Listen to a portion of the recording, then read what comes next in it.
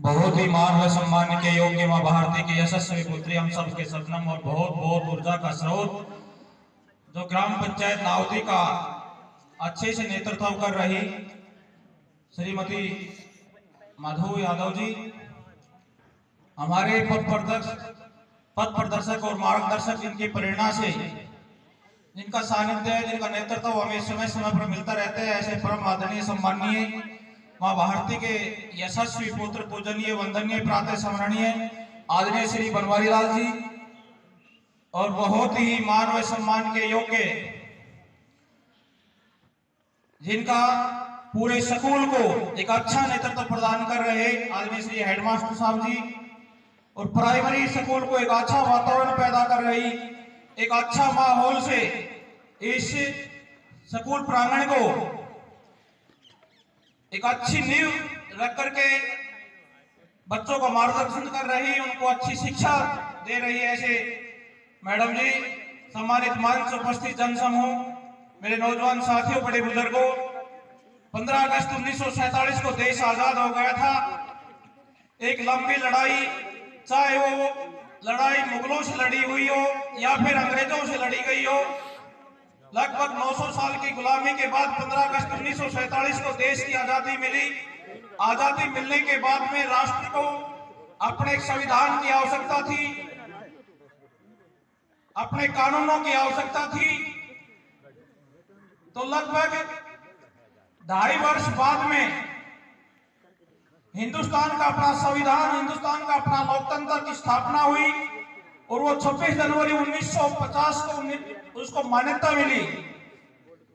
और जब अंग्रेज देश को छोड़कर के यहाँ से गए थे, लगभग 34,735 जो कानून हिंदुस्तान के ऊपर जो थोप करके गए थे, चाहे वो लैंड एक्विजिशन एक्ट हो या फॉरेस्ट एक्ट हो या अन्य कोई किसी प्रकार का एक्ट हो या आईपीसी की धारा 1860 की लगभग धाराएं हैं, वो एक देश के ऊपर कलंक है, और उस कलंक को मिटाने के लिए वर्तमान की नरेंद्र मोदी सरकार उस कलंक को मिटाने का काम कर रही है। मेरे नौजवान साथियों, बड़े बुजुर्गों, ये ध्वज फहराने का सौभाग्य हमें ऐसे ही नहीं मिला। ये ध्वज फहराने का सौभाग्य 7,38,725 शहीदों ने अपनी कुर्बानियां देकर के ये आजादी ऐसे नहीं आई। ये आजादी 7,38,725 शहीदों के खून पर तैर कर आई थी। अरे जाग जाता है देश जब जवानी जाग जाती है, अरे जाग जाता है देश जब जवानी जाग जाती है, अरे मौत भी शर्माती है जब कुर्बानी रंगलाती है। चाहे इसके लिए हमें दोबारा से कोई कुर्बानी देनी पड़ेगी इस ध्वज के लिए, तो हम अपने कुर्बानी देने के लिए तैयार रहेंगे। क्या उम्र थी राजगुरु सुखदेव, भगत सिंह, चंद्रशेखर आजाद, पंडित राम प्रसाद, वीसी मंगल पांडे, ताता टोपे, सुभाष चंद्र बोस, झांसी की रानी लक्ष्मीबाई, अहिल्याबाई और माता झलकारी, जिनकी बदौलत से हमें ये ध्वज मिला। ऐसे ही ये कुर्बानी व्यर्थ नहीं जानी चाहिए।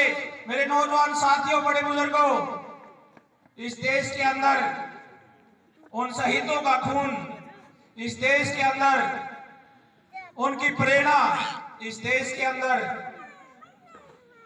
उनका यश, उनकी कीर्ति ऐसे ही बरकरार रहनी चाहिए। ये जो छोटे छोटे बच्चे मेरे सामने बैठे हैं, बच्चों, आप भारत का भविष्य हो। बच्चों के माता पिता, जहां तक मेरी आवाज सुनाई दे रही है, बच्चों को 2-3 चीजें दे दीजिए। पहला, संस्कार अच्छे हो। दूसरा, अनुशासन इनका अच्छा हो।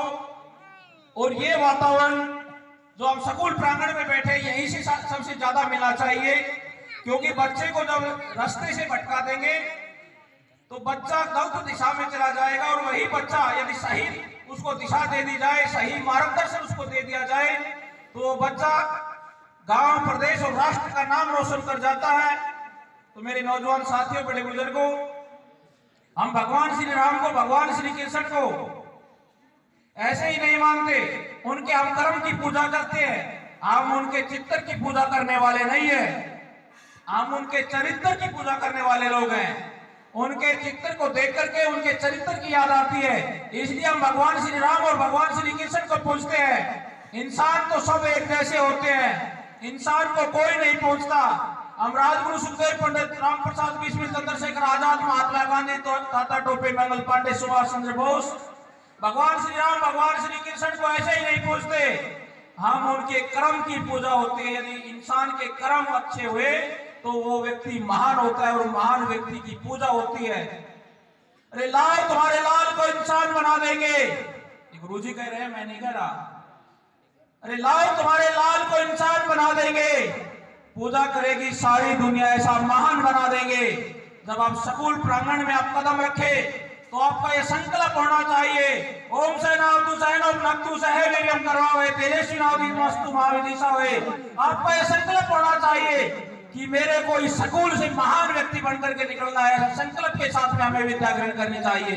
मेरे को अपने गांव के लिए, मेरे को अपने प्रदेश के लिए, मेरे को अपने राष्ट्र के लिए कुछ कर दिखाने का सपना मेरे अंदर संजोया हुआ है। उस सपने को मैं साकार करके दिखाऊंगा।